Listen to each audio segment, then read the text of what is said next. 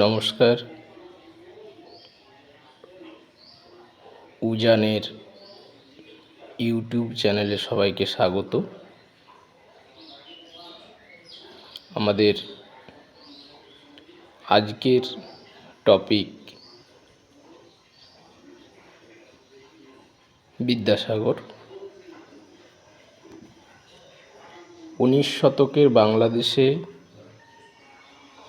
মানব অভ্যুদয়ের জয়গান যাদের কণ্ঠে মন্দ্রিত হয়েছিল তাদের অন্যতম হলেন বিদ্যাসাগর।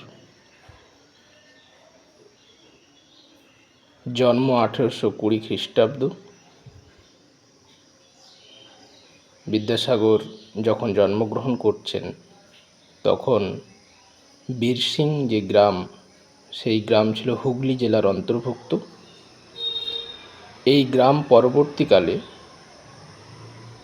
ইংরেজ লর্ড কাম্বলের সময় 1872 খ্রিস্টাব্দে মেদিনীপুর জেলার অন্তর্গত হয় এবং বর্তমানে এই গ্রামটি ঘাটাল মহকুমার অন্তর্গত এবং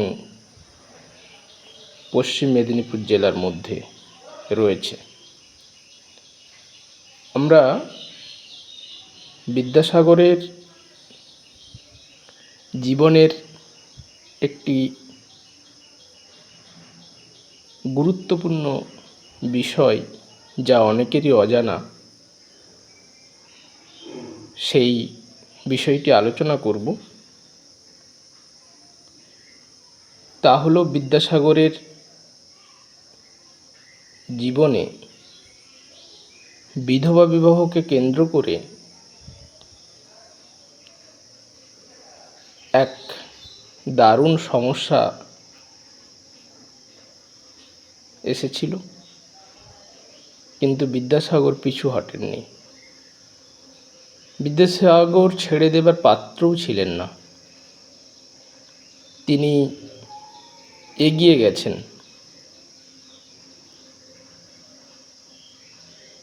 সেই বিষয়েরই একটি ঘটনা আপনাদের সঙ্গে আমি শেয়ার করব। বিদ্যাসাগরের সময়ে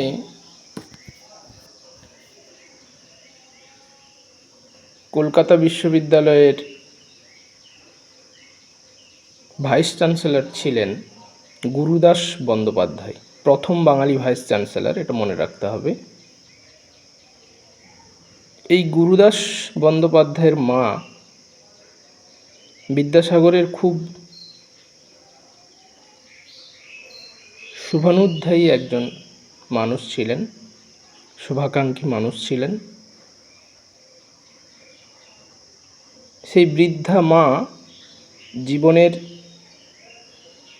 শেষ প্রান্তে যখন উপনীত, অসুস্থ, শয্যাশায়ী, সেই সময় তার ছেলে গুরুদাস বন্দ্যোপাধ্যায়কে একদিন তিনি ডাকলেন। ডেকে তিনি বললেন যে আমার মৃত্যুর পর যে শ্রাদ্ধ অনুষ্ঠানের আয়োজন হবে, সেই শ্রাদ্ধ অনুষ্ঠানে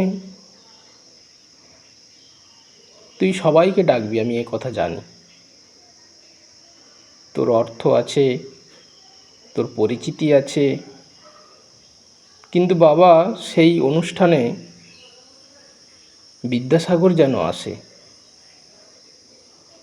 এ কথা শোনার সঙ্গে সঙ্গে গুরুদাস বন্দ্যোপাধ্যায় চেঁচিয়ে উঠলেন মায়ের দিকে তাকিয়ে। তিনি বললেন, মা, এটা কখনো সম্ভব নয়।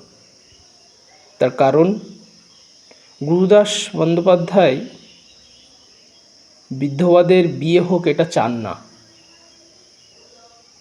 এবং গুরুদাস বন্দ্যোপাধ্যায় তখন বললেন যে বিদ্যাসাগর বিধবাদের বিয়ে দেয়, এটা আমরা চাই না, এটা অনেকেই চায় না। সুতরাং বিদ্যাসাগর যদি শ্রাদ্ধ অনুষ্ঠানে আসে তাহলে কিন্তু অনেক ব্রাহ্মণই আসবে না, কেউ আসবে না। বিদ্যাসাগরের মা কিছুক্ষণ চুপ করে থাকলেন। ছেলে দিকে তাকিয়ে তিনি একটা বাক্য বললেন যে আমার সেই শ্রাদ্ধ অনুষ্ঠানে যদি কেউ নাও আসে, বিদ্যাসাগর এলেই কিন্তু আমার আত্মার শান্তি পাবে। এবং বললেন একা বিদ্যাসাগর 1,00,000 ব্রাহ্মণের সমান। এই মানুষটি অর্থাৎ ঈশ্বরচন্দ্র বন্দ্যোপাধ্যায়,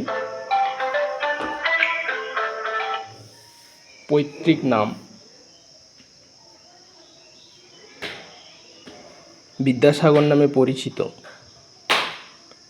সংস্কৃত কলেজ থেকে সে সময়ে অনেকেই এই বিদ্যাসাগর পদবি পেয়েছিলেন, কিন্তু বিদ্যাসাগর তার কীর্তির জন্য বিদ্যাসাগর নামেই পরিচিত হয়ে রয়েছেন।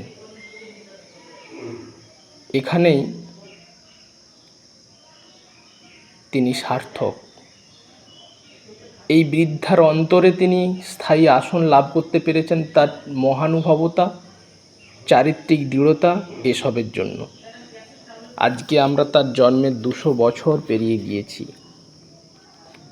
তার জন্মভূমিতে গিয়েছি আমি, সেই জন্মভূমির কিছু ছবি আমি এখানে রেখেছি। শুধু একটা কথাই বলবো, বর্ণমালার ঘর পেরিয়ে উঁকি দিলেম যেই, জল পড়ে আর পাতা নড়ে শুনতে পেলেম যেই, সত্তা জুড়ে ছড়িয়ে গেল বর্ষা দিনের গান, তারই সাথে জড়িয়ে গেল বিদ্যাসাগর নাম। আমার শ্রদ্ধা ও প্রণাম জানাই। সবাই সঙ্গে থাকুন পরের ভিডিওর জন্য।